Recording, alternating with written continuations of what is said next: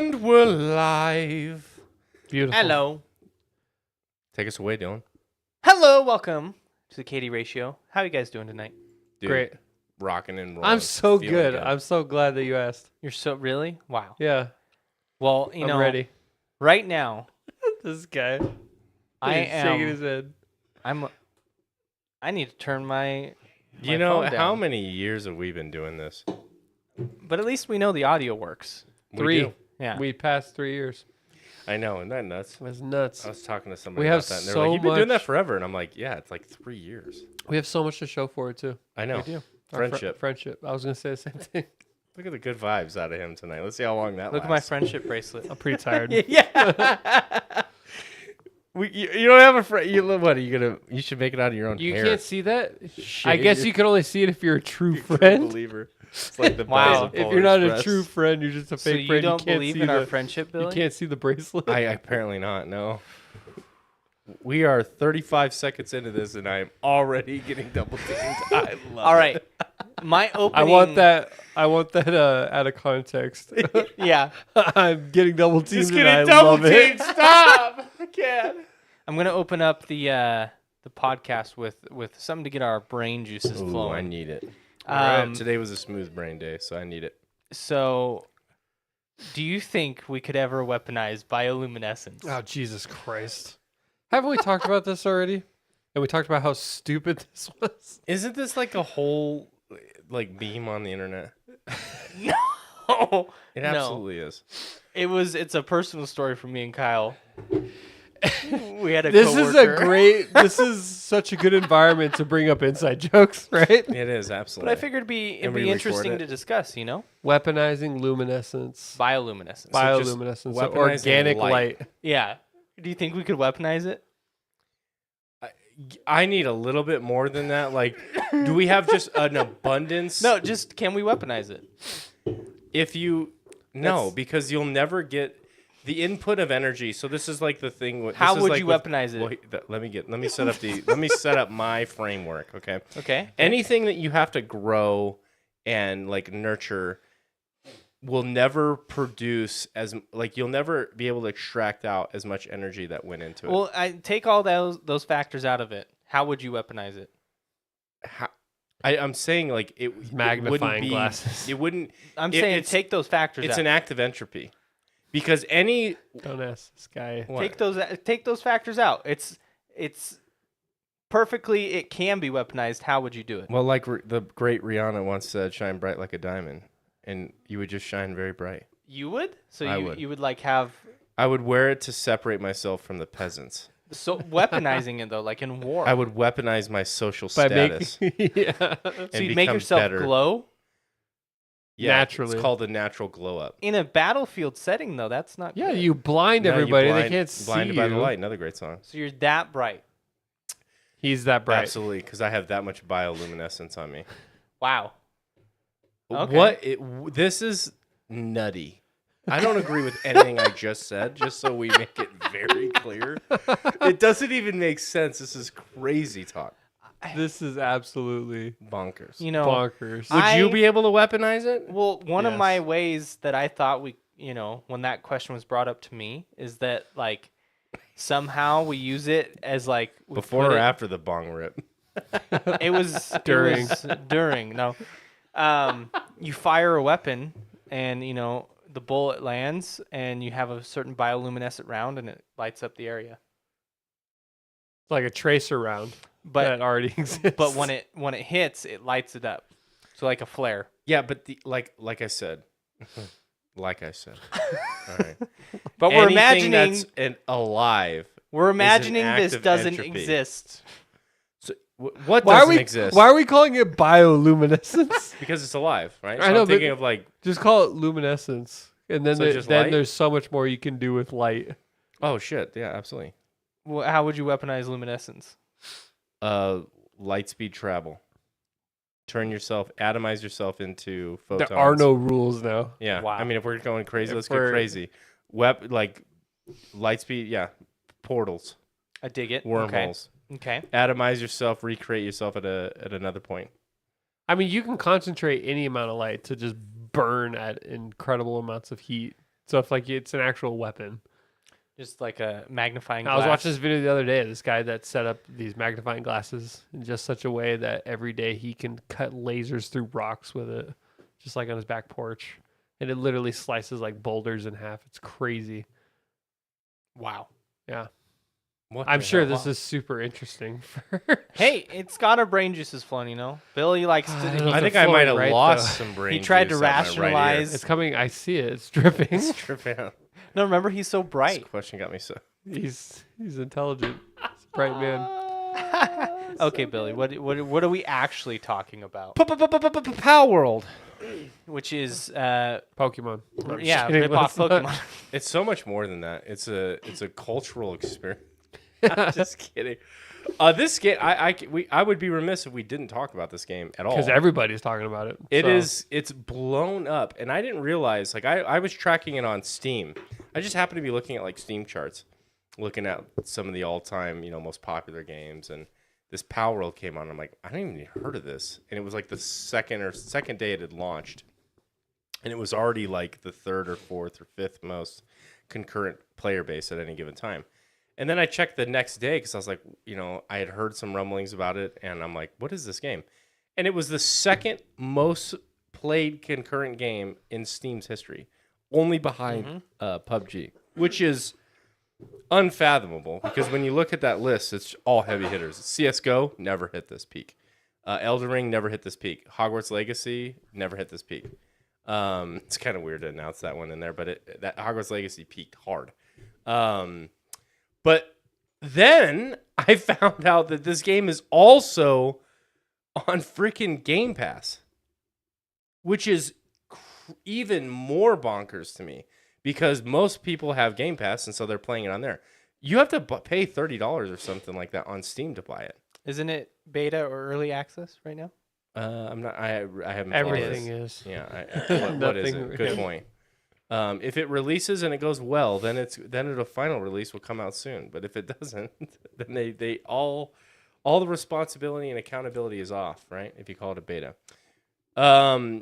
But this game is just like exploded on the scene. There's been rumblings of people should sue, blah blah blah.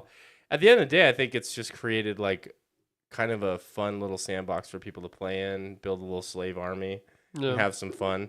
It looks quirky. I mean, let's not. I mean, I don't want to speculate on what Nintendo is going to do, but I feel like if they had a legitimate case, they would have already done it by now, just based on their history. Well, They've and- gone after like way smaller. And they things. went after the modders of PALWORLD already Yeah. because somebody did a mod of like where you put Pokemon in the game. So they would go. And after they already the went game by after them now. and like fucked them up.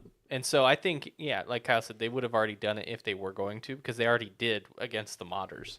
I heard the developers. Maybe I was talking about it with you guys. Maybe this was so. Maybe it's Maybelline. Apologize if it was you, but where they were going bankrupt. Like they had no money, they lost everything, and then they released the game.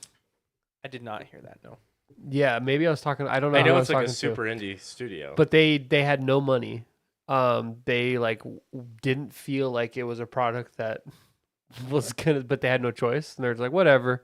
They released it, and then it became the biggest thing in the world. And they're like, what? Like they were just as surprised as like we are. It's crazy. Are you guys fans of Ark? Because it's Yeah. essentially like if you guys have ever heard of Ark, it's like Ark. Like Yeah. it's a survival based game with base building and it's kind of sandbox. Mhm.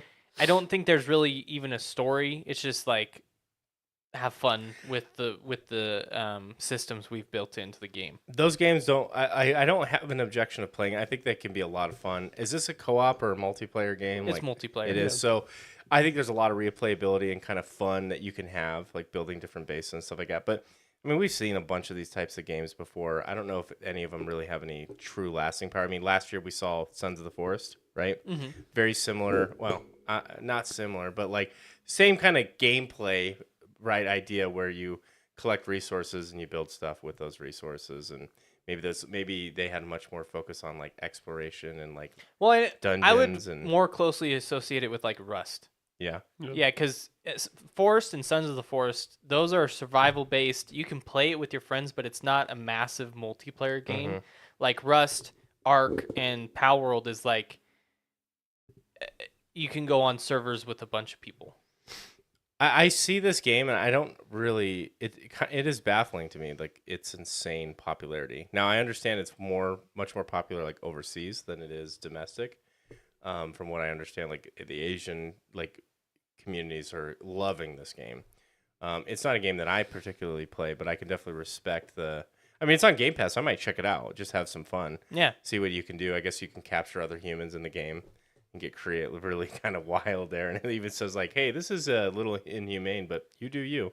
Yeah. And so it looks like kind of like to me like a flash in the pan, like something that kind of is interesting for a month or two, and then people move on, and just like any game. But I think the ultimate sandbox, like I think there's what I would call like perfect versions of these types of sandbox games out there already, like things like Minecraft, where you can kind of go and do similar style.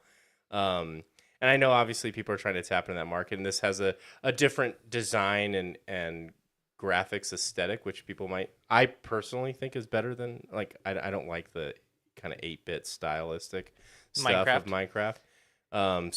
But it's not a game that I would find myself like, I've got to grind everything in this. Who knows? Maybe I get into it and I'm like, yeah, I need to have my own base. The main reason I'm happy for it is I hope it does have some type of staying power, because my dream is for it to make Game Freak and Nintendo actually invest like in innovating on Pokemon. Like they're sitting on a gold mine and they do the bare minimum because they get away with it.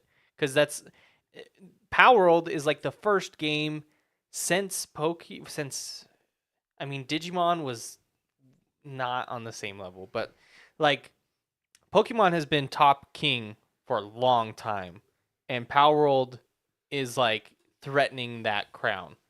Do you really consider the two comparable? Like I see like to me the only things that really shares like you go and you collect them through like their Pokeballs or like their Pal Ball. Yeah, I would say they're comparable in that there's monsters that you capture. Like think of another game that does that.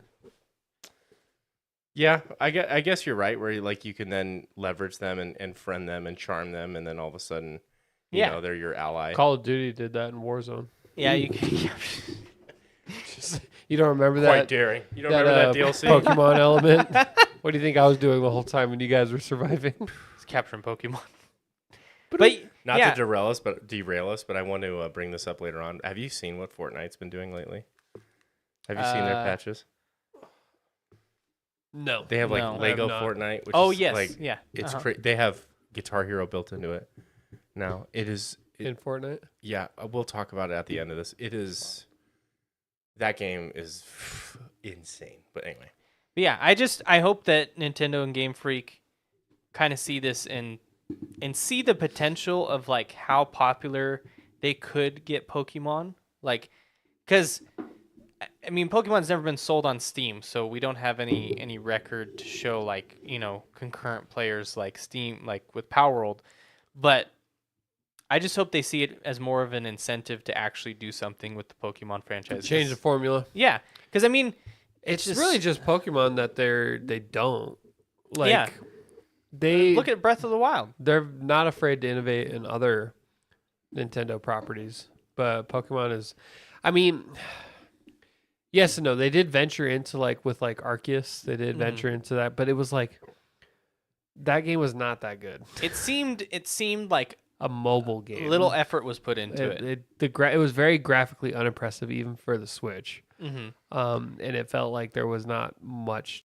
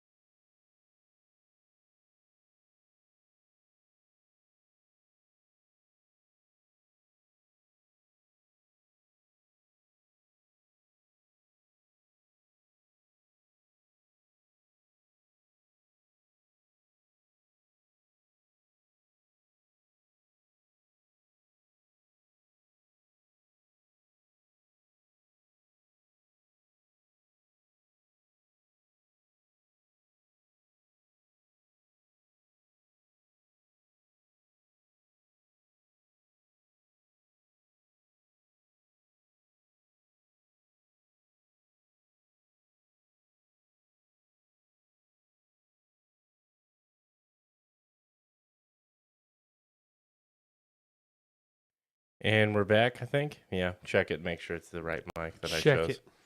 But, yep, sounds good. We're back. Our audio's back. It dropped out just I know right everyone as was I saw panicking, that. But We had someone in the chat. There I'm you go. glad that we Yeah. got through that together. What's up, Something Cool Gaming? How we doing? Elden Ring grind still going on? He just beat Malekith. Nice. Fair Missoula. Crumbling So firm. now, well, no, actually, he beat Malekith and then went and smacked up. What's his name? The Which one?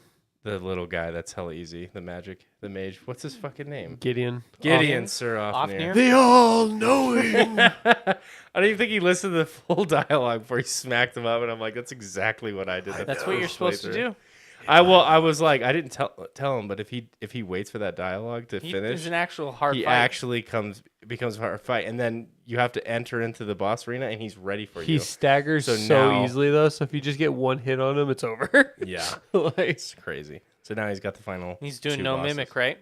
He's done no summons whatsoever. No summons. So no tears whatsoever. what a G. No like third person help. Nothing. The Wow. whole playthrough. It's actually been very impressive. He hasn't leveled up once, and he's only used his fists. No, I think he's like level 140, 150. But he, what is he doing? So he struggled mightily with Malekith. Malekith kicks his ass. And Yeah. what was interesting, the part that gave him the biggest struggle, phase 1. Really? Of Which Malekith? yeah, I know. The which beast I was clergyman? like, I did not. I Phase was 2. stomping through that. Huh. It was like he hated it so much. So I don't know. He's a simp. Hardest. Funny enough, the boss fight that literally was the one that I took the longest for me to beat was Draconic Tree Sentinel, which the one that's guarding Lindell. I was like level 58 I always feel like that's an under level. when I fought him, and I was stubborn. I was like, I'm not gonna go level. I'm just gonna beat him, and I beat the game at like level. Though on my first playthrough, I was 100% using, mimic tier. But He I was beat really the game. Yeah, overpowered. I beat the game on like I think it was like 105. And now going back, I'm like, I probably should have like really not like I should have been doing other things, and like because the average person beats it between levels 130 to 175, I guess. Yeah, there's just so much side content that like the natural progression. I didn't even do any of like the real side quests until like my second playthrough. I didn't even really pay attention to anything. I was just killing bosses. I Killing love that bosses, game. getting runes. Bach was dead. Like Before you even met him. before I even like met him, he was like, I saw him like crying outside the cave with those, whatever they are, and I was like, that sucks. And I didn't know that was even a side quest. Like, wow. There's quests in The this game? Felly Lou went all crazy. I didn't never encourage her or anything. I started killing NPCs because they were being annoying. You're like, I like I- that weapon. I want it. So you know the guy that gives you the half the deckness medallion, the Albinoric? So Yeah. I'm playing through Elden Ring again. Did you guys remember that his name is like Alboris? The yeah. Albinoric? Like I thought it was like Alfred or something. no, it's like Albus. Yeah. It's Albus, yes, because it's like I always every time I'd be like Albus Dumbledore. Yeah, Albus the Albinoric. And I'm Yep. like, that's lazy. A little Lazy. tongue-in-cheek. Dude, the naming in this game is such a mind fuck because it's just everything is so similar. It's George R.R. Martin. But we've discussed Elden Ring at length. Yeah, I know. So let's Are we go about back. to get sucked into that again? I keep seeing shit about like the DLC, but it's really just people bitching that the DLC's not out. So, so Activision. The other topic we wanted to So discover. Mass Effect. No, I'm just kidding. Yeah, let's jump into Fortnite? Well, we could finish today with Fortnite, but I guess we could jump into Fortnite now if we wanted to. That game Let's do is it while crazy. it's My fresh. brother-in-law came over, and there's literal Guitar Hero built into this game. It actually works really great. There's an expert mode with 5 buttons on it. The song playlist updates every single day. If you like the song, you can buy it.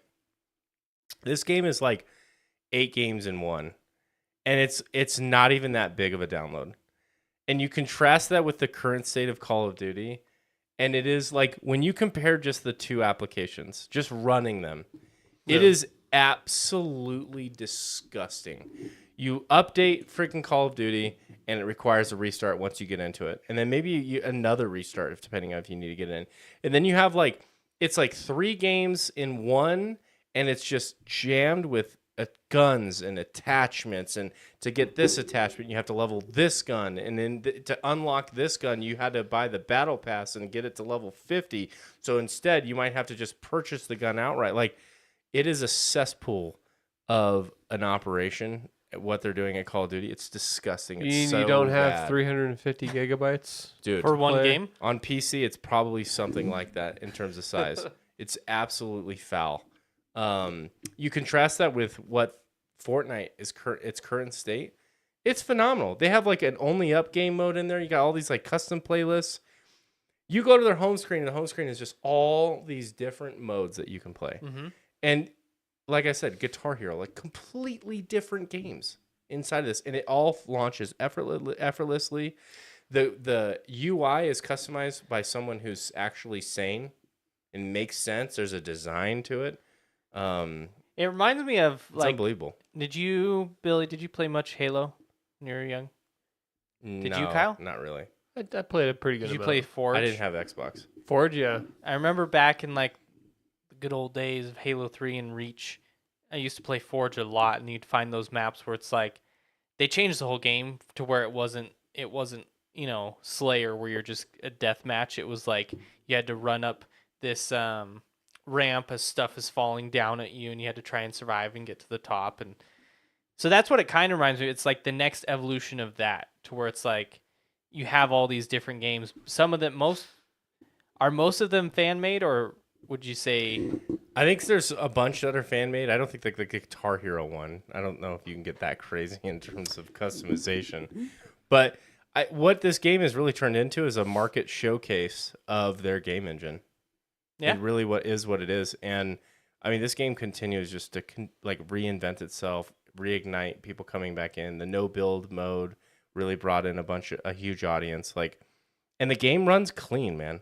It just feels clean and doesn't feel clunky and overburdened with bad shit. It just runs seamlessly clean. Mm-hmm. And Fortnite, man, what a trip. I was playing Guitar Hero, in Fortnite. It's like, what the fuck is this game? Like 3 years ago, you would have been like, hey, you said, hey, this is what Fortnite is, and 3 years, they've been like, what? Well, and what did you play the Lego thing? I saw the commercial for it, but I didn't. I didn't play it. I watched my brother-in-law play it. What is it? Is it just like like the regular Minecraft. game? It's like Minecraft. Yeah, you build I think that's what the Lego Fortnite is.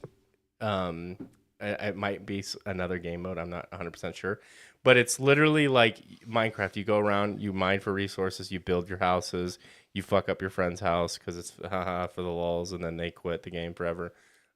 Like that's literally you what I was do. watching, and it was like a really good. Like people are like no lifing that game mode in Fortnite. Wow. It's unbelievable. And you look, and each playlist has like a number of concurrent players. And you'll look on there, and it'll be like 55,000 people are playing this, 160,000 people are playing this, 25,000 people are playing this. And you go like all the way to the right to some like random obscure fan made. It's like 3,000 players are playing this. I'm like, there's 1 million people playing this game right now. This is incredible. No. Did you think Fortnite was going to be as big as it was when they first launched it? No. Sustained. Yeah, sustained. I mean, it's been... First time I ever remember hearing about this was like 7 years ago. I was literally at work, and this guy was like, thinking about downloading this new game called Fortnite. It looks kind of fun. And I looked at it, and I was like, it looks a little too cartoony for me. And then I just didn't play it. And I never would have guessed that this would be such a phenomenon. It's like crazy. 7 years later. Yeah. Have we seen a game? Obviously World of Warcraft comes to mind that has sustained success. But I'm talking like headlines, sustained success, energy around it, content creation, like people streaming it. World of Warcraft is definitely that. I would say that's the contender. The what League of Legends, I would say, is up there. Dota 2, CSGO. League of Legends and Dota, though, yes, it's huge, but it's still a lot more niche I would agree with that. comparatively. Like in the gaming world, yeah, obviously you're gonna know what those games are, but like your grandma knows what Fortnite is compared to like Dota. Yeah. You know what I mean? That's true. But like my grandma would have heard of World of Warcraft. Yeah, You know what I mean? Like, 'cause exactly. that is such a cultural. But like, I mean, we're talking like Mount Rushmore style games here. You know what I mean? Like, I would that are up argue, there. even though not always for a good reason, I would argue another one that has had a lot of staying power would be GTA 5. Yep. Yeah. Yep. I would Mhm. totally agree with that with their sort of role play GTA online update that they did. Yeah, GTA Online specifically, not Yeah. GTA 5, but GTA Online. So many people have been playing the campaign over. It's just grinding. I played through that game once at launch and I haven't touched it since. Same. I It was good. it was I good. enjoyed it. It was just one of those ones that was like not like I'm not gonna go back and play this once a year type of thing.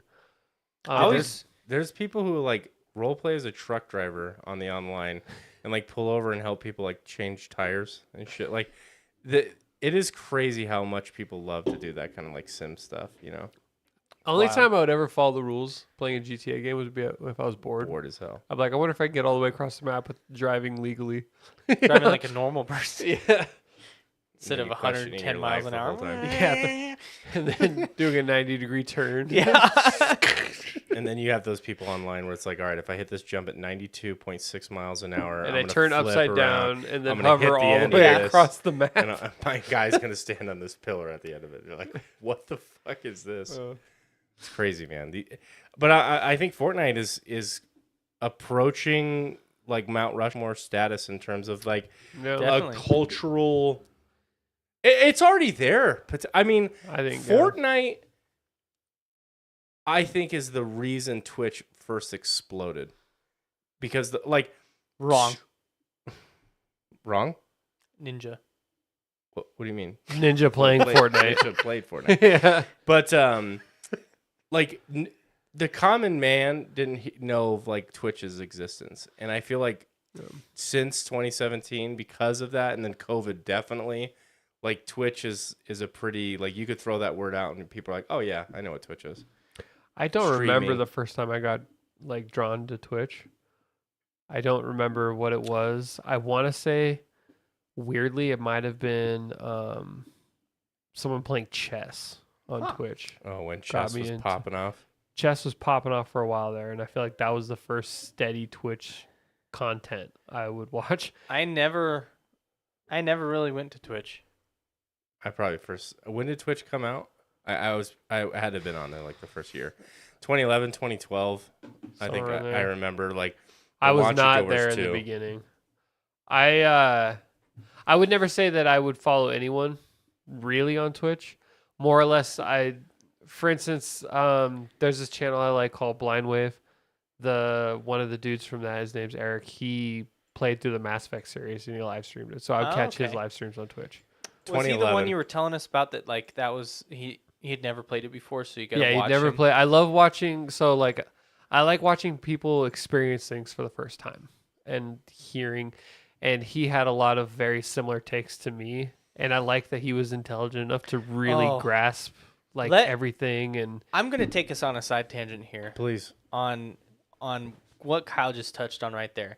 One of the reasons I don't really like watching streams is because if the person playing the game isn't competent, it annoys the heck out of me. yeah, Like, I especially get mad when they get mad at the game for their stupidity. and it's It so pisses me off. obvious what, like, I can see what they're supposed to do, and they're like, I don't know what to do. The game's not telling me what to do.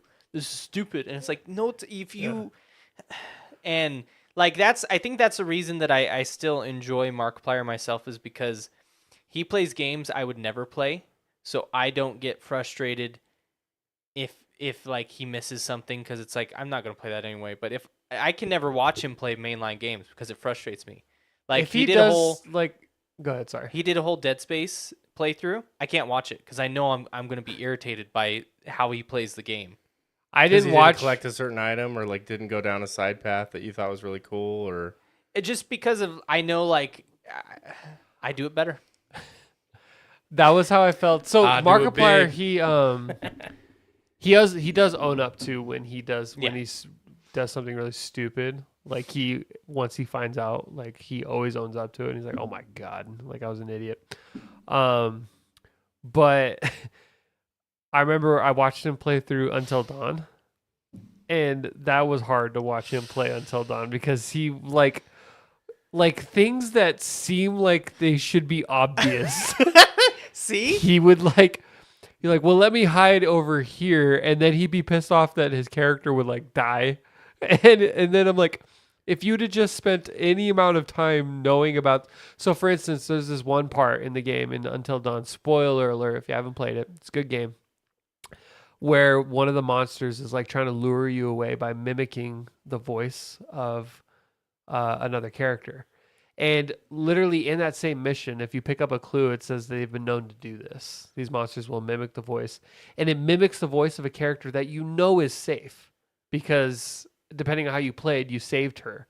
So it makes no logical sense that this person would be screaming down there. So you just have to put everything together to realize that.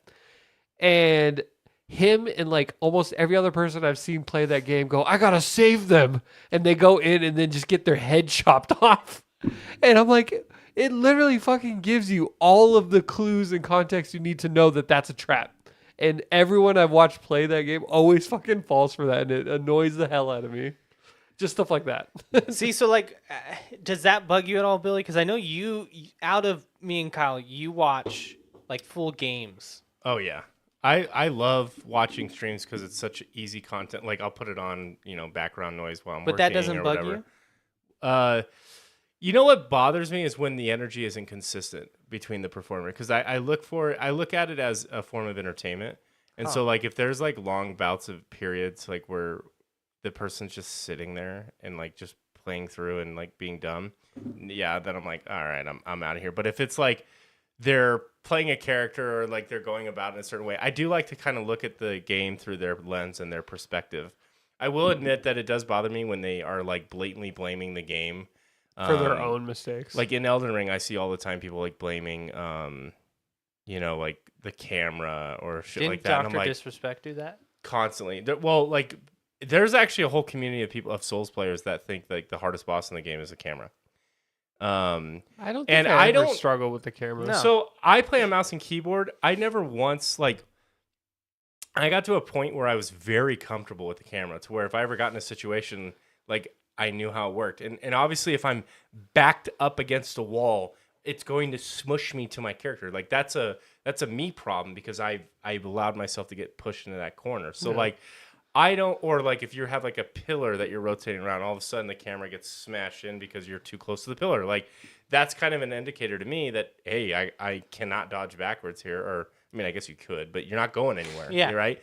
So like I got very comfortable with it. That's never been a complaint of mine. Like the fucking camera. Also, like it's hilarious to me when people are playing like fighting Fire Giant or something and they're trying to lock on and you're like, stop, like you can't complain about the camera at that point. That is a huge open arena, but you're trying to lock onto a boss that is massive. You don't need to. The most Okay. giant. Billy, You don't let's need take to. it down. He's big. Enough. He's not He's massive. monstrous. No, he's not. Bro, he's the We size showed of you 20-story Kronos. building. Okay. Kronos is massive. Kronos is a planet. Yeah. But like to me, I like that stuff when they're just like unfair, or like streamers do this all the time in like Call of Duty games. Like, how does he win that? I fucking with this fucking 37 ping. That's how he wins that. It's like 37 ping, bro. I grew up on 200. Yeah. Like Yeah.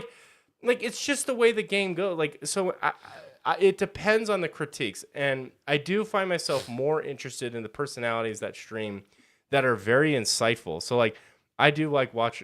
I used to watch a lot more of Dr. Disrespect, but it's much less now. But like I love when because he used to be a game designer, and he's actually has his own new studio, and so like He's making an NFT game. I think they've really calmed down on that whole thing, because like it was like, we're making a game, it's stupid not to participate in that, and then it kind of all blew up, and they're like, all right, we're not really going to push this anymore. I think that's the reason behind it, but regardless, I digress.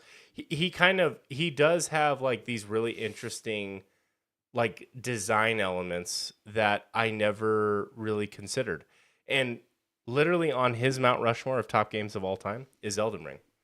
And there would be moments in the game where he would talk about, like, he would get to this. I'll think about it like when you first get to Lanedale, you beat the Draconic Tree Sentinel, and you walk up the stairs, and it frames, like, he calls it like a framing, which is kind of it is like a picture frame, but it frames out the whole castle, the dragon, the tree, and stuff like that. And he just talked about how important that is to have in like game design, and like how much he appreciated it. And it kind of like it opened up this perspective of like, oh, you're right. Like that is kind of, as they're designing that, they're kind of thinking about that stuff to kind of give you, it gives you a really good idea of like the scale of what you're about to experience, you know, even though it might not be picked up as a gamer. So I typically like those really like introspective, insightful people that play games.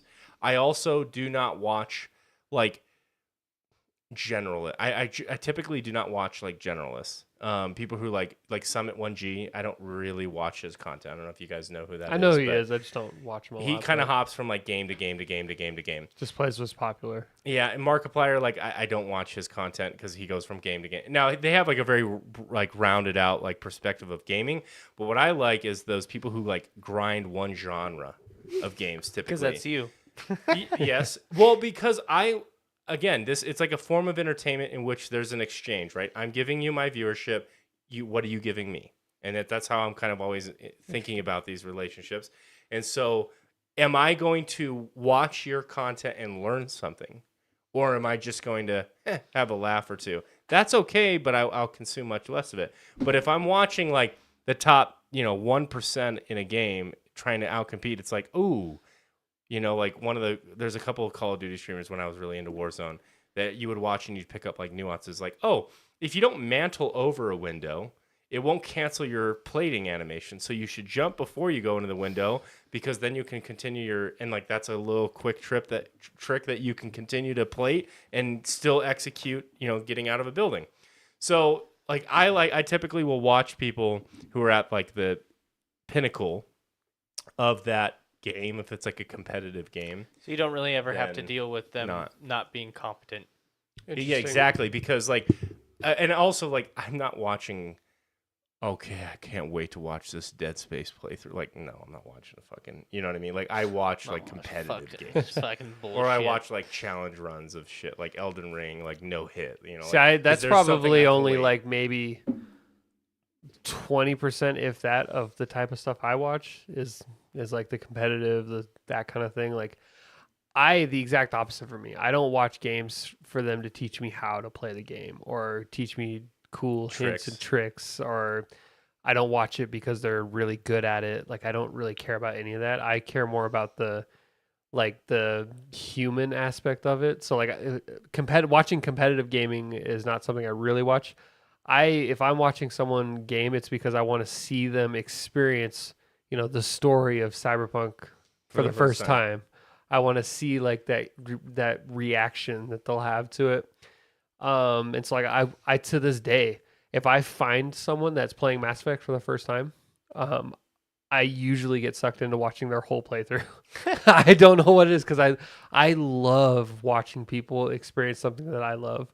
And then if like they hate it, then I'm like, okay, and I just don't watch that, but like. Then you get mad at them, you become I don't get mad because everyone's allowed to have their own opinions, but then you lose me as a viewer because I don't agree with you, They can do what they want to do about anything, but that's funny. That's the exact opposite of what I'm looking for when I hit, like, I don't need people to lecture me on game design, or I know what I like. Yeah. And I'm like, so you kind of want to just see, I just want to see how they react. So like if I'm watching someone play Elden Ring, in the same way that Dr. Disrespect is like, this is really interesting. This is a framing shot.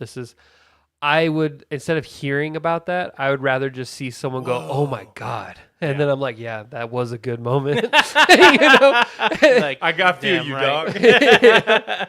Dan will ask, how you guys feel about fighting games? I've never been big into fighting games, but I know both of you guys love them. I don't watch, like, on the topic of streams, I don't watch any fighting game streams. Like, sometimes if there's a big competition and somehow I find out about it, I might watch it. But that's like the extent. Is like I might watch Mortal Kombat Because I did watch, was it Evo? Yeah. I did watch either last year or 2 years ago. I watched the Evo competition. That was cool. I did like that, and I thought it was interesting because that's kind of ties into yours, Billy. They're at the top of their fucking game, and they are. And I look at them like, Jesus Christ. Yeah. Like I can't even imagine pulling off those type of combos. And the competitions in those fighting games are like legendary. I mean, those are like the original esports games where people would bring their own game pads. There's so much intrigue and drama to competitors in that space too. Like it's competitive and heated on a level that is not rivaled by a lot of other. I think the only one that comes close would be like maybe like the Dota community, like as far as like the intensity of it. But it's just like a different level, those fighting games. Like it also translates really well to someone who maybe like if I watched a fighting game like you may not understand the mechanics, but I you know who's won. winning yeah, and exactly. who's losing. Right. Yeah, exactly. It's almost like watching a real fight. Yes. Just because you don't know exactly how they're winning the fight, but it's clear to see who's winning, you know? But like there's only one person that I probably go back to and watch repeatedly on fighting games because that's his niche. He does nothing but fighting games. This guy Maximilian Dude, and he only plays fighting games, and randomly he does like Souls games too. I was gonna say I think I watched him on Elden Ring. He might have. I think I watched it because he does like a shitload of PvP. I think. Yeah. So his main thing is fighting games. That's his channel, his fighting games. But like he also said like his favorite game of all time is Bloodborne. But that being said, fighting games is like really how his channel exploded, and he plays everything. So like if you wanted to see someone that's like at the top of their craft, and he does the kind of stuff you like, where he'll talk about like, you know, tips and tricks, and he has this whole like thing called rating supers and stuff, and like how to achieve it and like getting good or whatever. But like he that. does mostly fighting games. Is Maximilian Dude? Yeah, I'm pretty sure I've caught a few streams when Elden Ring first came out of him. he was one of the many. He rated it his like greatest game of that year, just like 90% of everybody did. It wasn't But ours. yeah, I think that, you know what's weird? I want to touch back on, we talked about like kind of raging in gaming. You guys have seen, you've been a part of me raging in like Warzone and like first person, and like it ruins my night when I'm not performing. No matter how hard I've like thought something was in a Souls game, I don't think I've ever raged in a Souls game. Well, to me, that's for a very specific reason. And I think most Souls games are good at this, and it's being fair. In that, like, I've never in a Souls game felt like me dying was the game's fault. It's very clear that I messed up on something, and I just need to get better to win. And so I think like in other games, like Warzone, you know, he's fucking camping. There's camping, or there might be some glitch. Third party. There's Why cheating. is the ground shooting at me Yeah. under the map? Under the map? We had one time we had the auto aim glitch. I think somebody shot us with that, where they were just like, "Duh." And so I think, in my opinion, that's why with Souls games, I mean I'll get like flustered, especially if it's hard, and I'm like, oh shoot, but I won't ever get like to the point where I'm gonna break the controller. I don't think I've ever even thought about breaking any of my equipment, no matter how mad I've been. That's just silly to me. Like, why would you ever do that? Breaking, your equipment. But I can say for a fact that even if like if we were playing Warzone, even if like the team was just better than me, it's hard for me to like be cool and like vibe with that. But like in like Elden Ring, for example, if I was struggling on a boss, like maybe like you said, maybe I might be like, oh come on. But like I've never once been like actually upset at anything in a Souls game.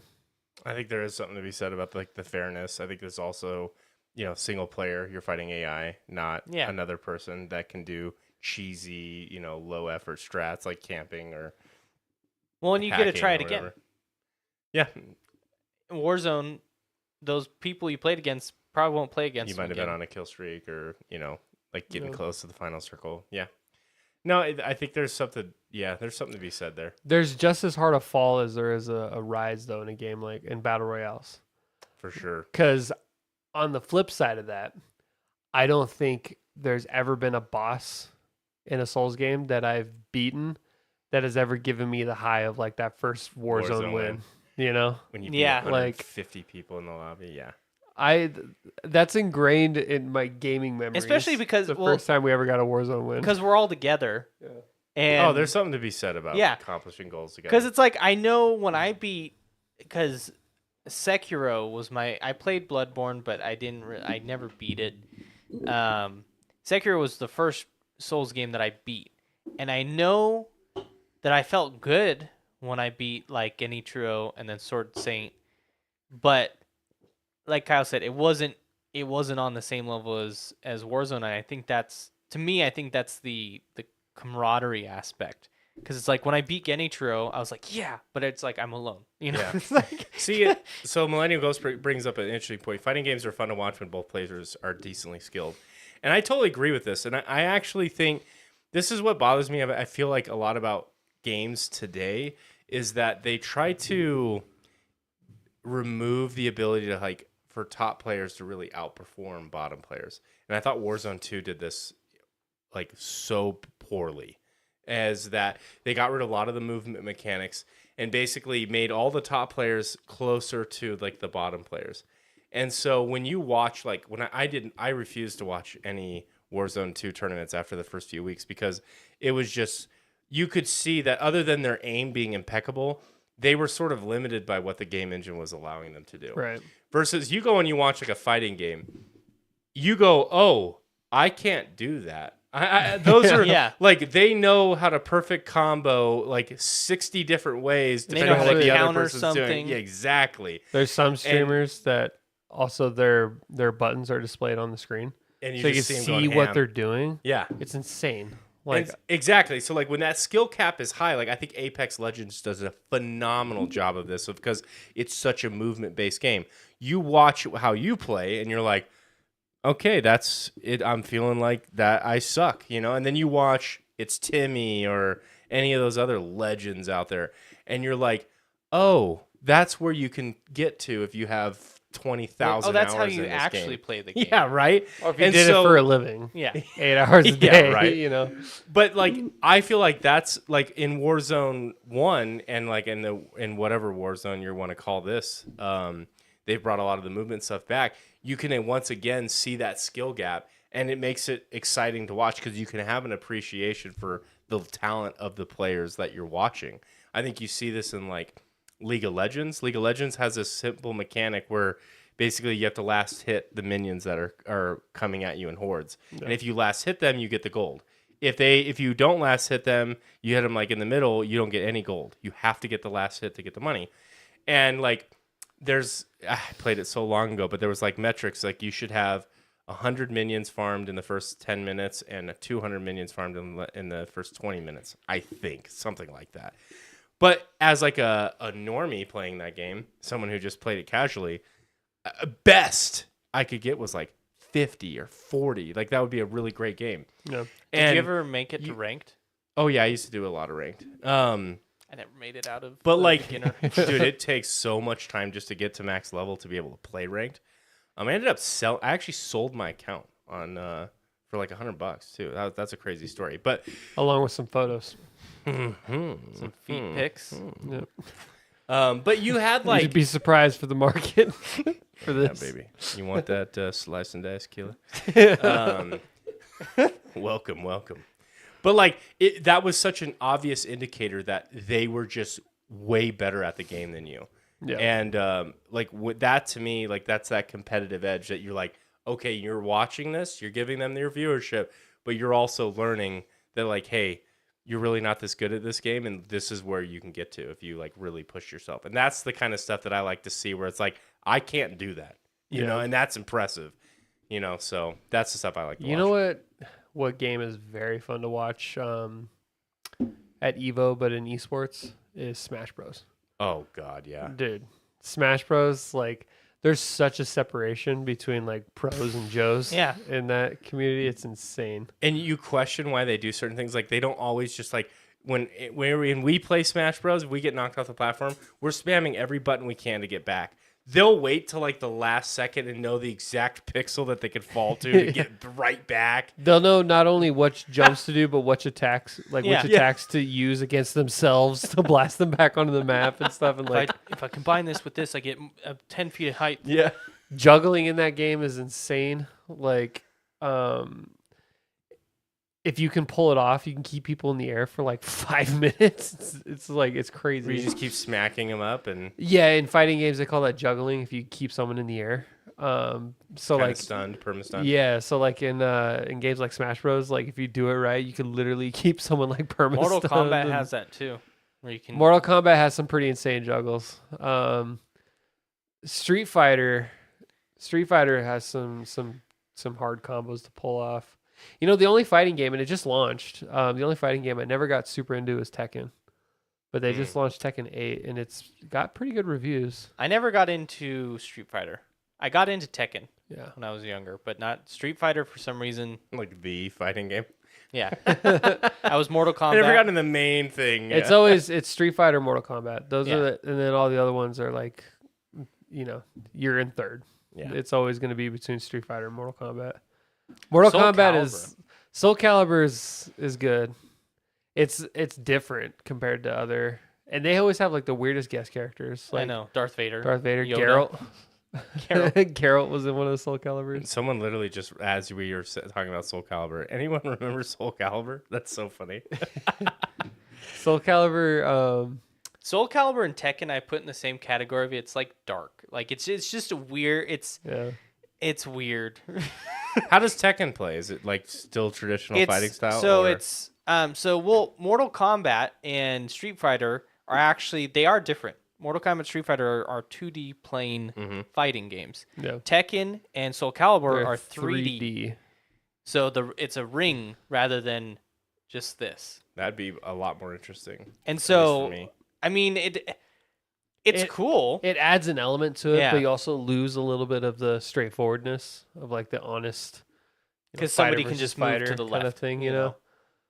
Yeah, I feel like when you do it, when you make it 2D, you get much more of that vertical in terms of talent because you're like locked into that play style versus 3D. You almost take like the number of variables like outside of like human calculation, right? Because like in 2D, you're going to have a quantifiable number of scenarios that you run into, and you could get really good at being able to counter for every instant that happens there. When you now translate that to a 3D environment, Well, and I don't know if like you know what I mean. It's much more. Right.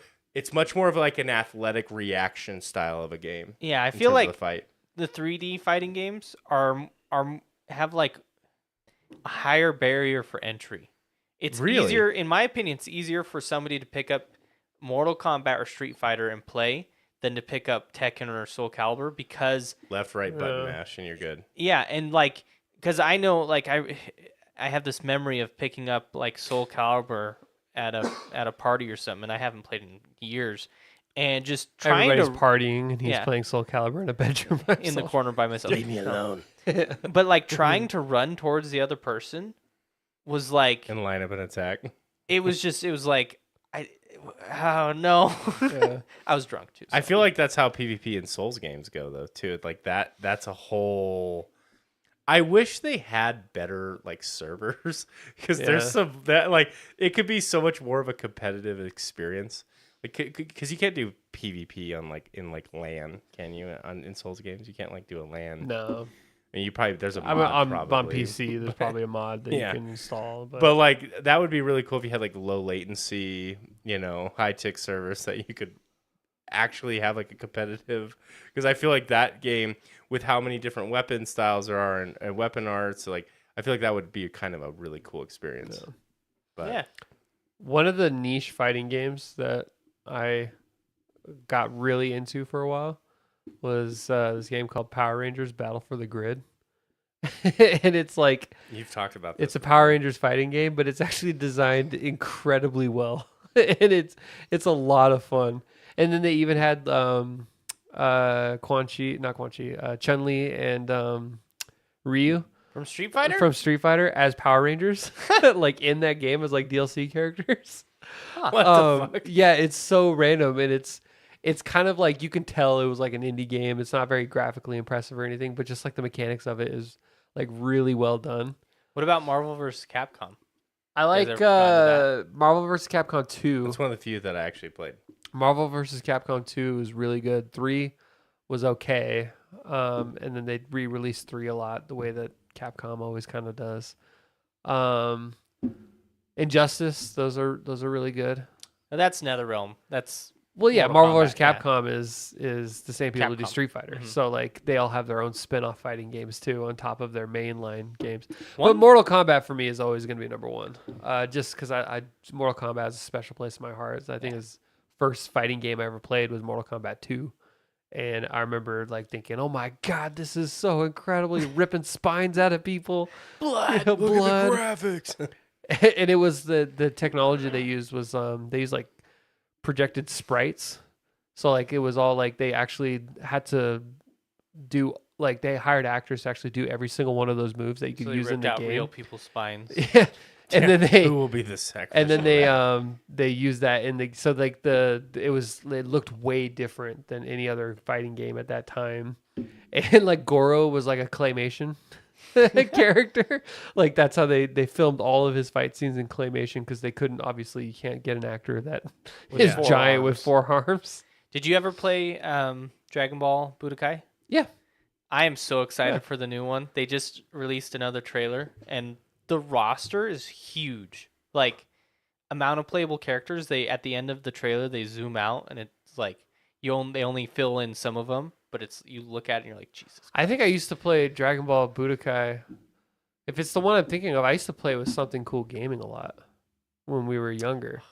This game came out a long time ago, right? Yeah. Yeah, we were Well, kids. there was What's the 3 name or of it? 4 of them. Budokai Tenkaichi. I think we played like one of the original ones. We used to play that for hours on end. I would go to his house and like It's like it's a 3D fighting game. Yeah. With Dragon Ball characters can fly and they have like their key, their special attacks. So it was like it's not like Soul Calibur or Tekken in the aspect of like you don't need to be up close. You can like fire your energy blast and then you go up close and you it is one of those games that if I memory serves because it's been a long time since we played. It is one of those games that you can just button or mash your way through like yes, if I everything. remember. Like it doesn't take a lot of skill. It just takes a lot of aggression to be able to win. But it was I just remember it being really cool and that like you could do a lot of stuff from the show. Like you could have beam battles, so like where 2 beams hit each other and you're tapping the button to try and win over the other person as Yeah. the beam goes back and forth. Wow. We used to play. Smash Bros was. I think everyone our age put a considerable amount of time in Smash Bros. Oh yeah. I remember we would do like 100 life things like challenges, 5-hour event. and we would just like we would 100 live, and we would take like 5 hours for us to So sink much it fun, down. So much Do fun. you guys remember like with Smash Bros? I remember going to school and hearing rumors about these secret characters that you could get, like Mewtwo. Yeah. Everyone would I make up vaguely remember shit. that. Yeah. Yeah, they'd all make up They would stuff. say it was like when Shadow of the Colossus came out, and there was like that secret 9th Colossus or whatever it was that everyone looked for years, and then the developers were like, we don't. That's it. There is no secret. There is a secret in that game that I to this day I've never got. You have to collect. I had to look it up when I played the remake. You collect these things that allow you to climb more, and like they aren't required. You can beat every boss without getting one of them, but if you get them all, it gives you just enough to climb up to the top of the start tower, and up there's a I think it's like a mask that gives you special powers and stuff, but you have to be able to climb. What? And it's like I had no clue that even existed. Did you know Malekith has a shackle? Yes. Yeah. I did not know Malekith had anything like that. It's like a claw that you can wear, and I think you can parry with it or something. I Well, don't no, know. it's a usable item, Oh, and you just consume it? and yeah, and you well, don't take the degeneration It's- attack from him? it's like you don't consume it. You just use It's a it. reusable. It's like I'm trying to think what else acts like it. It's something that you can just press it. And like it the uses lantern that you Yeah, can it's like turn the on and lantern. off. Yeah. And so like you can just do it and it interrupts him. It like kind of stuns him. Oh, I did know about that.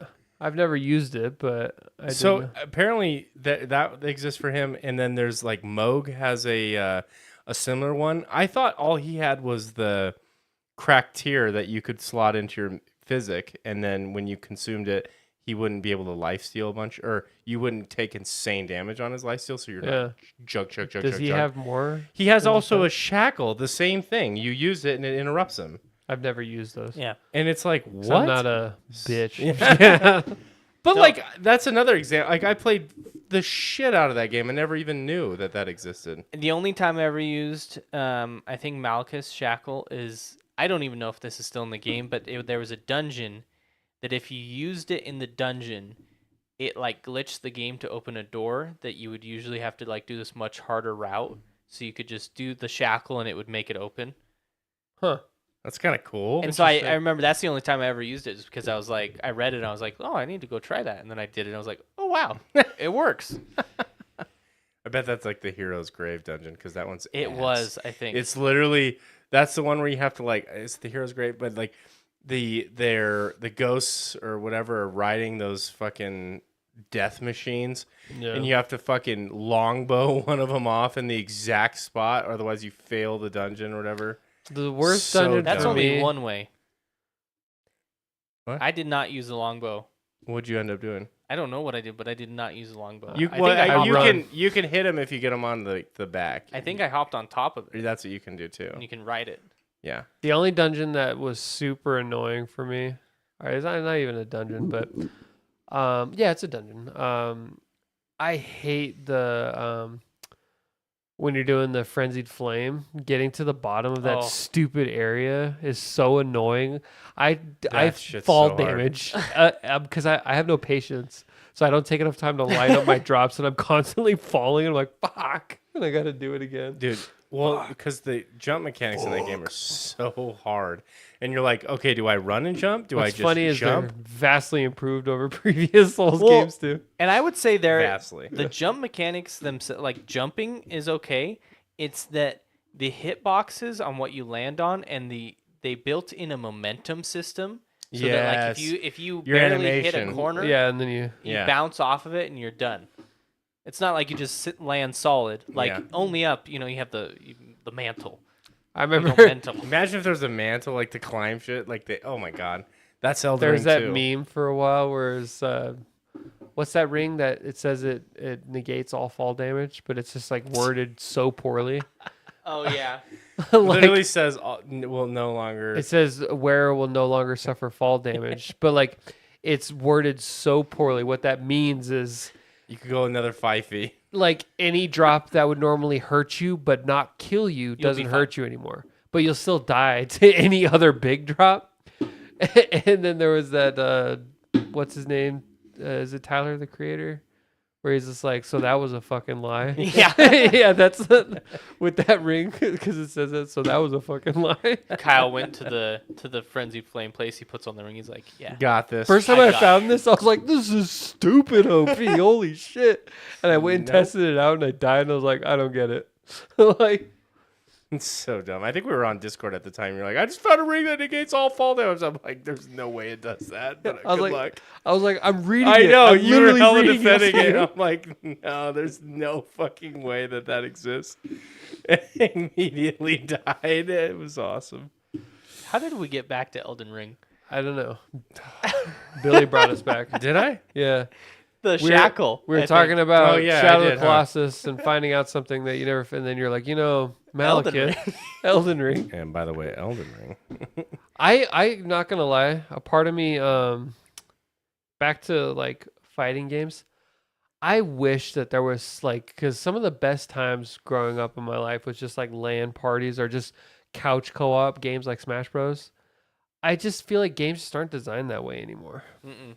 You know, like I just that's never in people's minds now. Nintendo's the best at doing it, but even then, it's not what it used to be. Because it's like I remember how much fun it was to play couch co-op. Like and this makes me so sad about Halo. Like they took it out of the game completely. It's not a feature. But me and my friend, when we were growing up, we had so much fun playing Halo co-op. He was Arbiter, I was Master Chief. And it was fun. And now it's like you need to be online. It's just stupid. Yeah. I remember Killzone had a couch co-op story mode. Killzone 3, because your brother and I did it. Sims 2 I had played couch Killzone too. I was thinking, like, are you even able to pirate games anymore? Like, do people pirate games anymore because of how many like require online authentication? Like, of you have to have like to play any Blizzard game or Activision game, you have to have a BattleNet.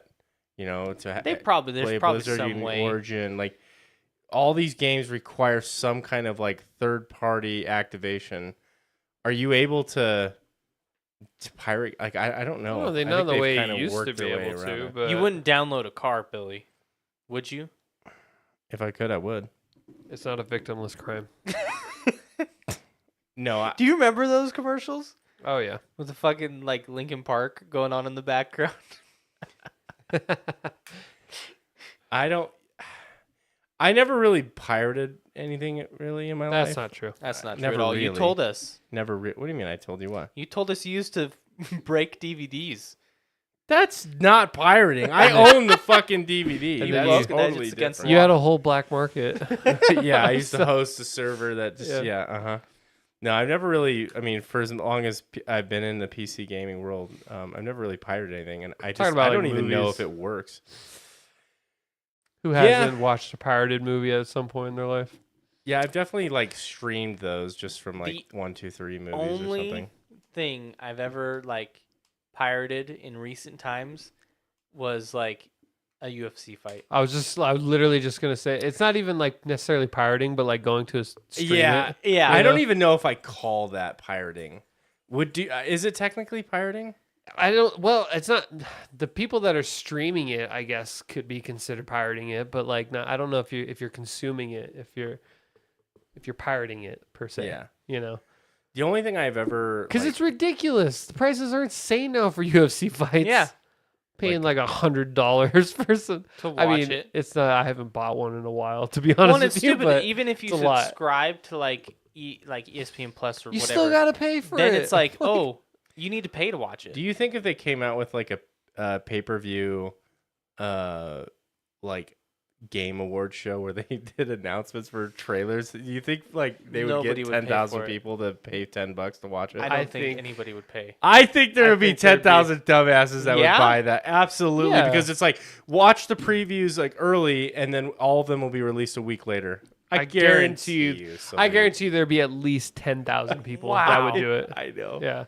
I'm not saying that I would. I would, But yeah.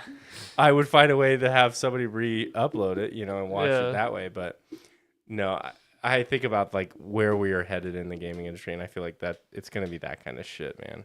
Speaking of the gaming industry, I know you want to talk about Blizzard. Yeah, we're at time, but I mean, we could talk about Blizzard. So Blizzard announced a new chief, a new head honcho. Because Bobby Kotick, right? Yep, He was Bobby K. He left, and He's people gone. were happy. Oh yeah. was he forced out or did he just leave? Well, I mean, $400 million is that a force out? No. They gave Yeah, him a not golden quite. parachute, you know. We've all been there, right? Yeah. I have a lot of thoughts on that, but that's not for here or there. You're not gonna bring out your financial anywhere. analyst voice. Well, so obviously Blizzard has had some shakeups. Well, Activision Blizzard since the merger with Microsoft, and so they announced like 1,900 people getting laid off, and they canceled their new game. Thank you, Millennial Ghost. They canceled the new survival game. 1,900 people got laid off, and they've announced a new chief. I forget her name, but she was the director for Call of Duty. So it's kind of funny that like Blizzard was at one point this like beloved studio, and I think that went out the door years ago, and it's still beloved because they have some incredible titles, but really they haven't done anything new since Overwatch. Yeah. I mean, realistically, Overwatch Well, like 2, new IPs. Overwatch 2 doesn't really count. I mean, Hearthstone, like Overwatch 2 is literally Overwatch 1 with a new number on it. They didn't do their single player mode, none of that. So they've really They're been releasing like them as like stagnant- mini DLC, which is like ridiculous. And so like they've been this super stagnant. So it just is. It's such a crazy move to me. I saw some mixed reviews online of like, oh, this will bring fresh breath of air, whatever. Like on the surface, I look at where the Call of Duty franchise is, and like the titles that Blizzard owns, and it's crazy to me that they have an Activision person serving over Blizzard now, and now it's all under one umbrella. I'm sure we're gonna get a rebranding of that whole group at some point. Obviously, anytime you do like a merger, like there'll be shakeup, but the Call of Duty manager, really, like that was the best. That's the best you got. That's the best you got. Maybe this person like didn't agree with a lot of the stuff, and maybe they had great ideas, and that's awesome. But like, really, the Call of Duty division, like, is that a franchise that's in a really great state right now? Like, the director, Microsoft has the power to really just kind of do whatever they want to be successful. So you have to think there's some kind of reason beyond like what we're seeing of why someone was picked for what they were picked to do. But it does seem weird. Like you said, of all the people that can spearhead this change. It's not what you know, it's who you know. Yeah, I don't know. Well, I don't know, and I don't know if Activision that's Blizzard, the case here. No, They know a lot of people, and it should not cost $15, for a character skin. I love that. That's hilarious because how are they going to pay back for that trailer that they dropped? That's a 30-minute clip. They have to pay that back. They need you to buy that skin. Dang, who would spend that kind of money in game? Yeah, I'm sure there's people in the chat that have spent I don't know. I don't know. I have never spent more than $1,000 on cosmetics. I'm like the I'm like the anti microtransaction guy. But it's funny to me that it's just kind of like obviously these companies make decisions based on profit motives, and as it should. But like the funny thing is like I see so many gamers up in arms about like this game, the Yakuza game, the Infinite Wealth. Uh-huh. Infinite Wealth. Is it just called Infinite Wealth, or what's Yakuza. the full? It is Yakuza. Yeah. Have you seen this game that's been kind of popping off? People are talking about like they're locking New Game Plus behind the deluxe edition. And everybody's like up in arms, and I'm like, guys, it's real simple. Don't buy it. like literally, if you want to affect change, you got to hurt them in the wallet. Yep. Literally, if you buy it, then they're going to keep pushing the envelope. Like this is not unique to gaming. This is any product ever. They're looking to monetize what they're selling, and if they come out at it already, I mean, Ubisoft, they tried to put NFTs in the Ghost Recon and it didn't flopped. work. Yeah. So there you go. They're not they going to do that stopped it. again. Had they have made money on that, regardless of the NFT reception, central. they would have kept going. 100%. And I don't mind that because like I think that that I want these studios to be profitable so that we get more engineers and smart people into the space that can go and create new IPs and more fun. Like I think want that. We as consumers have more power than we give ourselves credit for, though. We just need to stand and say no if there's something we don't like, and that's the hardest part is getting like enough people together to especially with not buy that $15 cosmetic. Like pre-orders, including myself. I'm very guilty of buying cosmetics. I love that skin. Gotta have it by. Like there's It's always so a huge easy now. It's just one click. There's always a huge movement about don't pre-order games anymore, and it's like, while yes, I get it.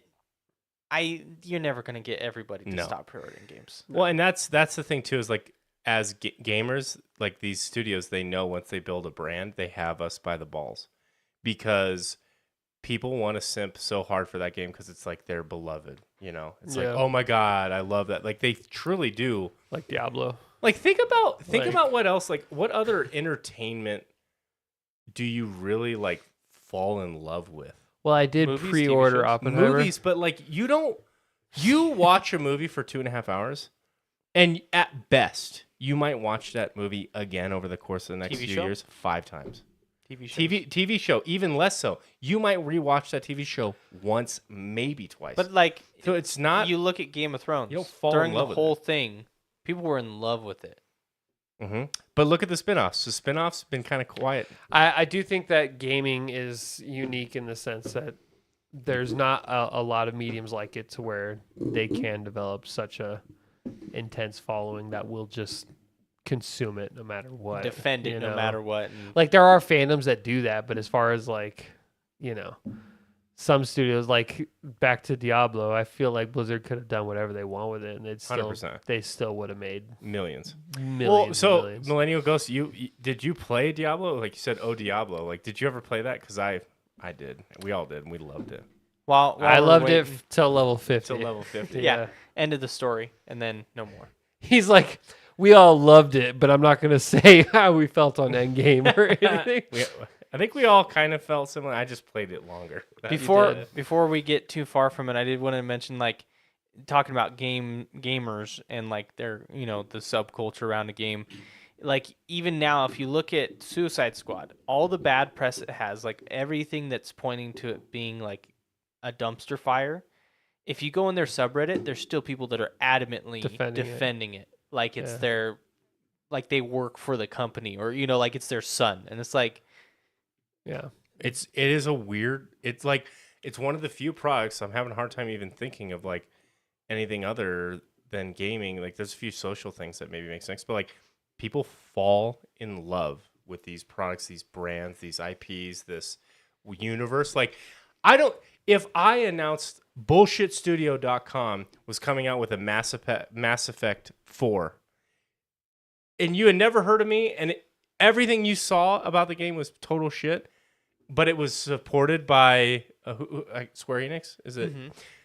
It was supported by that. You both are probably buying it just to try it out, even though if it looked like total shit. Maybe pre-Andromeda. Okay, so Yeah. so they get one shot at it, right? They get every studio that you get one shot.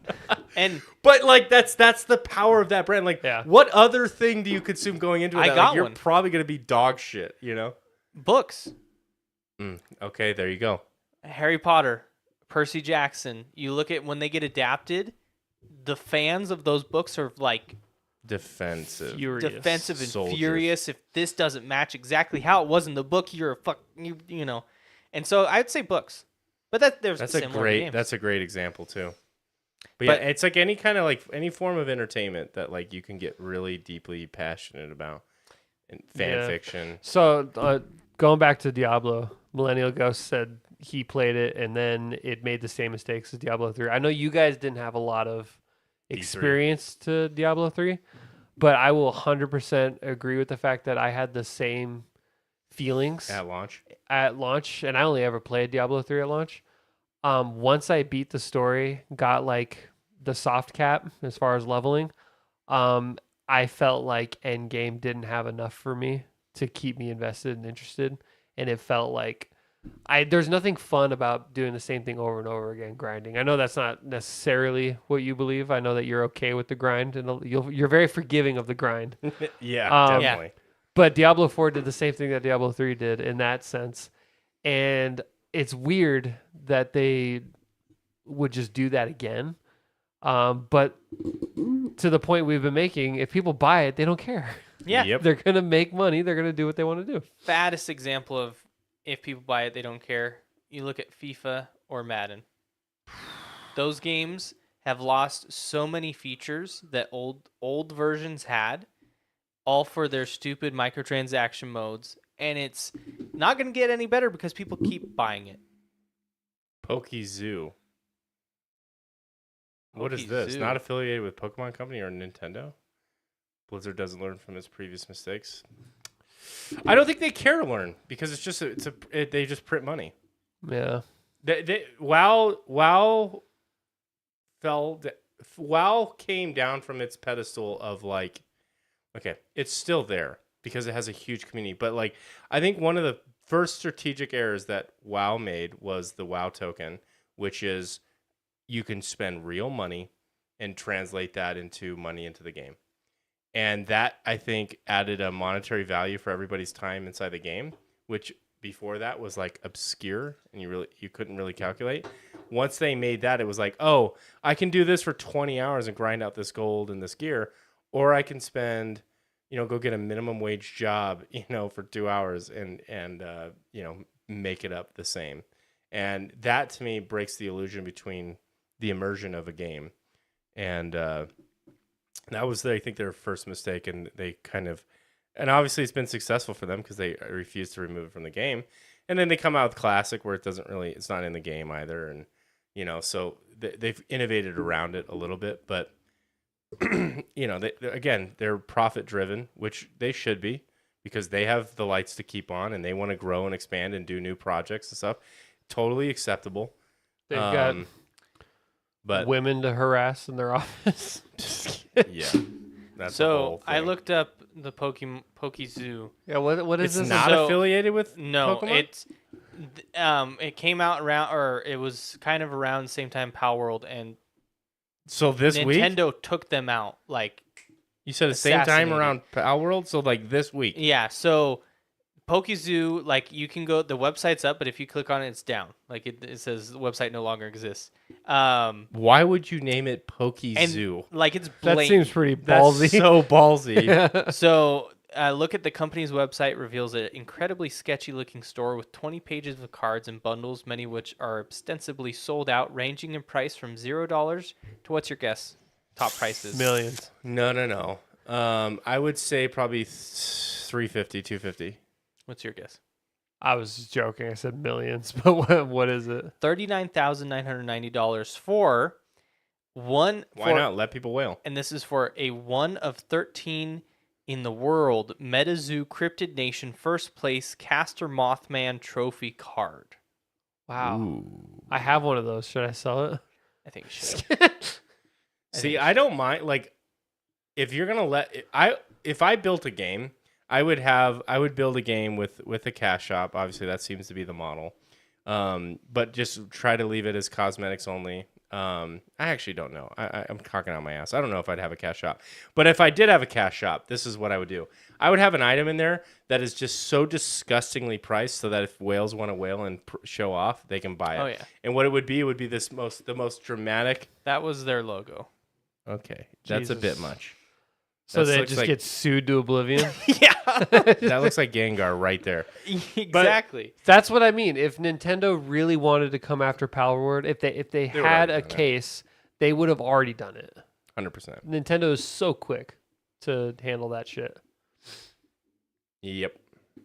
So I would put it if I had a game, I would put like the whale of all whales. I would make it like 50 grand, and just like it would be a running total. Like if they ever spent $50,000 total in the game at any time, it would keep counting up, and then they would unlock this once they spent 50,000. Oh, And it would be an overhaul skin. It would be like, it would literally turn them into a whale with like a gold chain, and it would be the most obscene, ridiculous thing. I'm thinking but you of would for some reason, Get Low playing.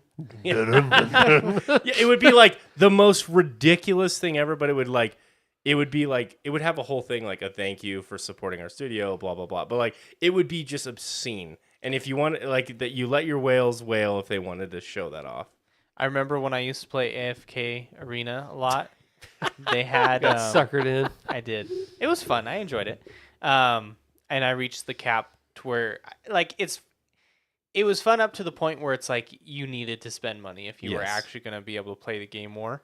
But they had a system built in, and it's their VIP system. The more money you spent, real dollars, the higher VIP level you'd get. Nice. The better rewards, the better Mhm. percentages, and it's like, Smart. Oh my Smart. God. They probably made a shit ton of money. oh, Or probably I'm making sure. a shit ton of Yeah, I money. feel like all you got to do is develop a really great monetization machine, and then And then market. Look the at Cookie Clicker. absolute Get a shit couple out of YouTube celeb advertisers. Yep. Guga Foods. This episode brought to you by Raid Shadow Legends. How he is aligned, like I'll never understand Raid Shadow Legends. Like you could be watching shit that's nothing. This person's never touched a game in their life, and you're like, why are you telling me about Raid Shadow Legends? What? You could also rely on us, to sponsor your game. Yeah, so you heard it here first. We're We- ready to sponsor whatever you want us to. Bring it on. I don't care what it is. There's nothing we won't give a good Manscaped? word to. Smooth my balls. Extra wallets, Ridge wallet. NordVPN. I would love to be sponsored by Ridge Wallet because I use their products and I love it. Yeah. Where This can is people- unsponsored, but it's free advertising. Ridge wallet's great. I love Ridge Wallet so much. I have a knockoff one right now. It's cheap. Looks sick. But literally carbon looks fiber? exactly like it. Yeah. But yours has a money clip. It's a fake. nice money clip. This isn't real. Is that a carbon money fiber. clip or is that a belt clip? It's a money clip, but Why would you ever belt clip your wallet? like a that would be the most ridiculous thing ever. Like the easiest stolen like thing a ever. pager. Yeah. It beeps. Like the most ridiculous thing ever. Lenigo says, "Why can't developers just make good games first and then make microtransactions later? It's almost like the in-game stores get created first, and then the game itself is an afterthought." 100%. I think that is. You remember these games, whether you like it or not. Games these days are complex enough, and they cost millions of dollars. As a business looking to invest, we've seen it in movies. They've already done this. They start with, how do we sell this? The same thing happens with YouTube. If you listen to Mr. Beast talk about how when he makes a video, the first thing he thinks about before he even comes up with the title, And then the thumbnail. and then the thumbnail, and then the content is all secondary. It's how do we market this? What is our target audience? All that stuff. And so, whether you like it or not, like all forms of entertainment have sort of built towards this monetization first. I mean, Yep. they are companies; they're for profit, so they're going to look at And what they've- makes them the most money. Yeah, have they seen how much money microtransactions make in like GTA Online? Yep. And they're like, we want that. We want You in make on that. infinitely more money on a cosmetic that's $5 than you do on the game itself. You sell the game at a Like- lot. Well, probably a loss. Now. Like imagine if Elden Ring just had a deal like just an update, a patch where they had an in-game store where you can add you could choose for $5 you could buy 6 different armors for Torrent. It would They would generate literally $10 million in 5 hours in terms Yep. of revenue. be so. And Why it's not a don't whole new they? game. Pride. That's literally just pride. Now that studio, From Software, their motives is they're much more into like the prestige, and I think they're much more like about their self-image, and so they don't really do those practices. They and would stuff. never do anything to tarnish themselves. But like it's tarnished. Funny. But you're telling me like Blizzard, if they came out with Elden Ring, Can you imagine yeah. the Look difference? at Suicide Squad. That game, we can already tell it's coming out as like over monetized. Mm-hmm. And you know what? We've talked positively about Suicide Squad in the past. We've been skeptical because of some things that we heard, but overall, we've been kind of like, well, it looks fun. Yeah. After seeing what I've seen, and like, I'm not gonna buy it No. because I don't want to Definitely support. not I don't want to watch. support that as a studio. You know, I don't Well- want them to think they can get away with that kind of stuff. Yeah. And I mean, especially it's sad with Suicide Squad Yeah. because they've Coming- made coming from such great games as the Arkham series, and even though Kyle doesn't like Arkham Knight, I don't dislike it. but I just think it was not on the same level. they're great games. Like Mhm. you like the combat system totally revolutionized superhero games. Well, just 3D,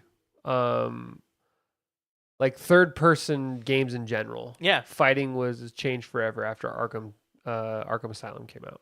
in the stealth section, so combat, many games yeah. use that type of stealth, and so it's sad to see that this is what they did with it. And I mean, I'm fairly certain on what it's gonna come out like and like what the reception's gonna be. Well, 8 hours of content. Like, what are we doing? Yeah, 8 to 10, and then in that same review they said 8 to 10, and they said, That's if you struggle on bosses. and that's if you do like some of the Yeah. side bosses and stuff. So it could be You quicker. can't. I mean, no game, no matter how good it is, can justify to me $60 to $70 for a game I can beat in one sitting And if I really wanted to to. top it off, how many years has it been since Arkham Knight? Like 2015, I think, is when it came out.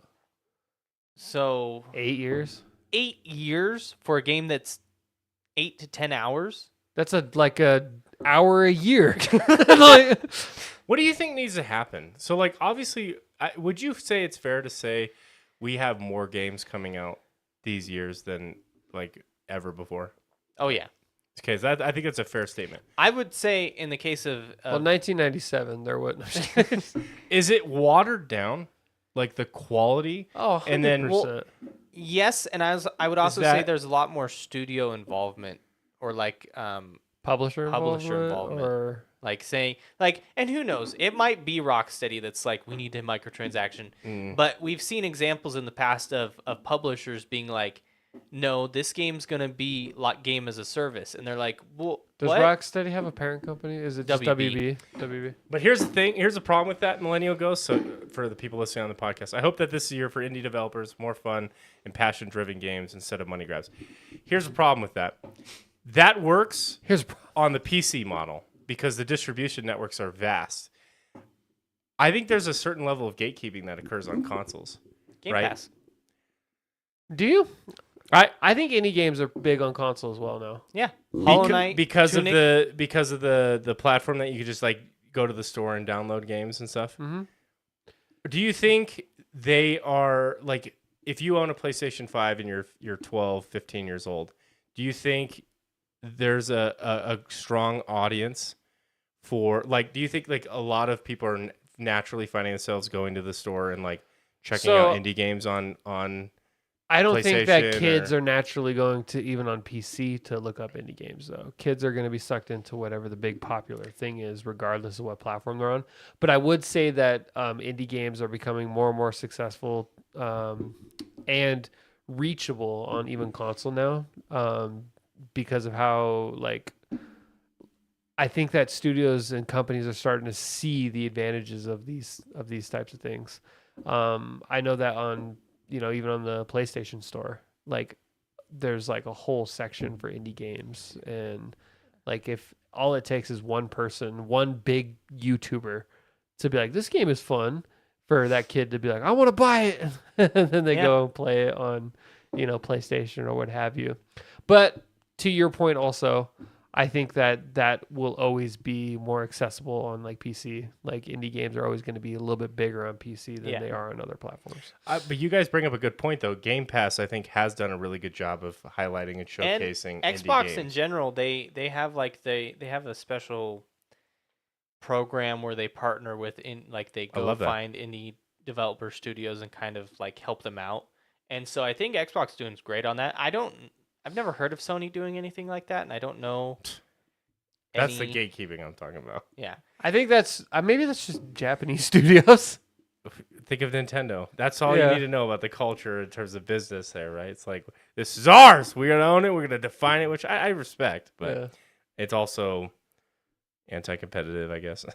I don't know. It's very different, but... What's been your guys' favorite indie game recently? Recently? That you can think of, anyways. I never played it, but that Halls of Torment game looks hella fun. It's like an ARPG. It came out around the time of Diablo 4, and that one looked hella fun. I think I bought it. I've not played it. That one looks fun. Lethal Company, Millennial Ghost says. Never checked that out. I always go to the Go. I've only ever popular. watched people play it. I've never played it myself, but Lethal Company looks pretty fun. Mm-hmm. Spelunky is what I always go back to, like in terms of what I played. The OG. The OG. I love that one. I always go back to Hollow Knight. That one holds a special place in my heart. Valheim. That was I never played that, but I watched that, and that looks like it's replaced by You know what I Yeah, just it literally played is. recently that I liked a lot, and it's one of those games that you really only play once. Baldur's Gate 3. Yeah, Baldur's Gate 3 is it's such a after this success of Baldur's Gate, it's a quadruple A studio. because now. I never played the DLC, The Outer Wilds. That's like I never played the Echoes of the Eye. Yeah. I just recently did that. So good. And that game is unique in the way that it's an indie game, but also like you really only play through it once. Yeah. Like you just play it once. They don't expect you to New Game Plus. It. Yeah, it's because once you play it once, it kind of ruins it. Well, it's in a about weird the way. journey. It's Yeah. the whole game's about your discovery. It's not something that you're supposed to replay. But that's probably the indie game that stands out in my head the most because That one is I never amazing. played Echoes of the Eye until recently. What'd you think of it? It was so good. That game it's unique and it's special for It sure. turns into a horror game. Yeah. I'm like, what the heck? It Takes Two. Would that even be considered an indie game? I don't know. It won Game of the Year. It's It came out smaller after. studio, It is obviously. a smaller studio, but it came out after their success with A Way Out. A Way Out, which kind of put them on the map. So I know we had this whole debate on what's an indie game and what isn't. But you know what's funny is Tori actually for Christmas, she got like these little It Takes Two figures for Aw. us. Oh, that's sick. And I got what's his name hanging off my mirror. God, what is his name? I'm forgetting it now. I don't remember. I even played it recently, but I don't know. Yeah. Did you play A Way Out? Yep. Did That you was win? fun. Totally different style of game. I for have. sure. I don't think I think we're on like the last mission. We never got to the twist. I know. I have not been able to get my wife to go back to play it. I whatever was reason. so happy when I got. I went in blind, right? Cody. Yeah, Cody. Cody and oh god, what's her name? It's gonna bug the hell. Chat's, out of me. Cindy? chat's gonna tell us. Cindy? No, it's not Cindy. May. May. Maye, right? Maye. Yeah, Maybe. I think so. Maybe. Maybe. Maze. But yeah, Is it May? Now I'm questioning. we're it. waiting. But I'm All pretty right, sure. sorry. A Way Out. Get your ass When I over played it there. with my friend, Yes. I got to the twist and I was so happy that I beat him Yeah. because he was like he's the person I grew up playing video games with, and I was like, I am the superior gamer. Ah, okay. Little teaser, huh? I didn't play A Way Out until you told me about it actually at work, and I played it with Tori. And I knew about the twist because I looked it up like within 5 minutes of playing. I Googled it. But I let her win because story-wise it made more sense. Who was she? She was the cop. I know that that's controversial, but there's a part of me I that's, was a cop and I won. so a lot of the consensus online is like, how could you do that to your brother? You know, but I'm like, at the end of the day, Leo made his choice. Yeah, He was a criminal. and he gave And him yeah. and he gave him a chance to stop. He gave him a chance, and Leo kept coming. And I played as Leo, and so like story wise, I was like, you know, I'm gonna let him win. But there's few moments in gaming that kind of hit you emotionally, and it's usually accompanied by a good soundtrack. Mm-hmm. And I love how powerful that scene is when they hold each other's hand and then the one screen just fades to black. It's so well done, regardless of who wins that Mhm. fight. It's so good. Only Up was fun recently. Yeah, That was a fun indie game. That was And then- fun, but like only for like a little bit. It got pretty Yeah, boring it's- pretty quick. You beat it and like that's it, right? You don't want to go back and try it. I played another game that was similar to like what's the game that we were A Way Out? That's what you're talking about. Yeah. This game's called We Were Here. Ooh, I've seen that one. That Oh, one you looks have? fun. Yeah. That one is super fun. It's tough. You have like the radio. You're like, Yes. And that's how you communicate with your co-op partner. yeah, but you're in the same room, crossed. Yeah, so it's a little easier on Discord. But literally, like, there's a part where you have to play chess, and my wife had never played chess in her life, and I have never remember you been telling more me about this, frustrated yeah. in my life. The only time- it was just so. She had no idea what she was looking at. And I like tried to build a grid system to like have her explain because like you have to move pieces to certain spots. And it took like fucking 35 minutes to move like 4 pieces into the right spot. The whole thing is like timed and like, oh my God, I was boiling. I was like, you've never fucking played chess before. You have no idea what that game is. I love playing video games with my wife. That's like one of the things that we've bonded over since we've been together.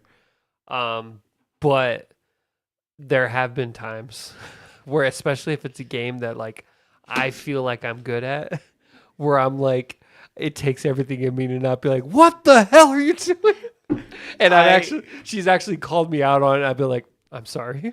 I love you. Yep. I love the memes about It Takes Two, where it's like it's like the husband is like the da, da, da, da, da, da, and then it's like me trying to survive while my husband's off. Play the Division with her. It's really good for that. Yeah, I know all about the Division. Tori's better at me, honestly, at games like that because I've never gotten into them really. But she plays a lot of Division and like games like Overwatch and stuff like that. And she also likes like simulator games and like Stardew Valley. Disney. And I loved Stardew Valley just for the sense that it was like the only game I could ever play where it's just Chill. good old Just chill chill. fun. It wasn't like, And it's so much more fun playing with another person. Like, because I originally tried to get into it solo. It sucks. I mean, it doesn't suck, but I was like, sucks. It's the worst game. it's ass. Well, No, everything's it more wasn't. fun with friends. I Yeah. feel like Everything. not everything. I probably wouldn't want to play through Mass Effect with you guys. I'm not gonna lie to Bro, you. bullshit. Imagine the end mission in 2, and we can each be a squad mate. That would be fun. Yes, it would be. I agree. hella But fun. also, Mass Effect is very personal. To Yeah. I mean, that's a really weird. Billy would be over there just skipping through all the main missions, I know. the side missions. He'd and skip all the epic cutscenes at the end, and then he'd be waiting on the Normandy, just hopping Yeah, around. Guys, I've already soloed the boss. Why are we watching this cutscene? I've seen it once. Never need to. The Reaper's fucking dead, all right? We're trying to convince him to do a loyalty mission. He's like, no. That's why I think Baldur's Gate with you guys would be such a fun, unique experience. I'm ready. Are you guys? Because I hear a lot of this and not a lot of anything. You keep being the one that's Bullshit. like, I'm busy with I have another not- game. I'll create a character. When have I stopped anything? I just haven't driven the fucking car. No, he I said, am I'll playing create passive. a character. Yes. You said you didn't want to play because you're too into Guild Wars. I said I will create a character, and if I can't always play with you You guys. said, and I quote, I would rather stab myself than play video games with you guys. I hate you. Goodbye. Yes. You said, I'm no longer your friend Dylan and Kyle. Kyle. And I thought it was weird. I thought, that seems uncalled for, but you did it. Hey, my life is uncalled for. Wow. I live on the edge, baby. If you're not living on the edge, you're taking up too much space. Is that a quote from something? I found that on a keychain That's so amazing. that my mom had. She had a keychain that said that. I fucking love that. I love that line. If you're not living on the edge, I am you're using taking that up too tomorrow much at work. space. I am 100% using that tomorrow. Oh, Dylan, where can people find us? They can find us on YouTube, Instagram, Spotify, any major large podcast listening platform. Major and large. Yeah. Major, large, immense, horrendously big. Find us on all your horrendous platforms. Yes. But yeah, come check us out every Tuesday at 7 p.m. Pacific time. We go live. We go live right now. Hopefully you're watching us. Hopefully you tuned in. Hey, And, it was a good stream. It We was. had double digits viewers. It's good. We had 11 viewers at one point. Let's quit our jobs. All right, I'm ready to go full. I think this is a sign that we'll we break made the it. news that we're quitting our jobs via stream to our wives. Yeah. How about that? That sounds great. Surprise! I haven't worked in months. I've been living here with Billy. He's the one that deposits into our account. I buy my friends. He's covering. I just buy my friends off. Like, live with me. I'll pay for everything. That'd be the weirdest shit ever. Like, pay your friend like a full-time salary to like hang out with you. Be your friend. Victory said absolutely not. Well, there you go. But if we get to 12 viewers, different story, Different boys. story. Love the self-deprecation. It really helps us grow. Thanks, guys, for watching. It was a lot of fun. I love the chat, being active. And remember, with a good KD, you get the dub. That's right, baby. Bye, Build guys. up.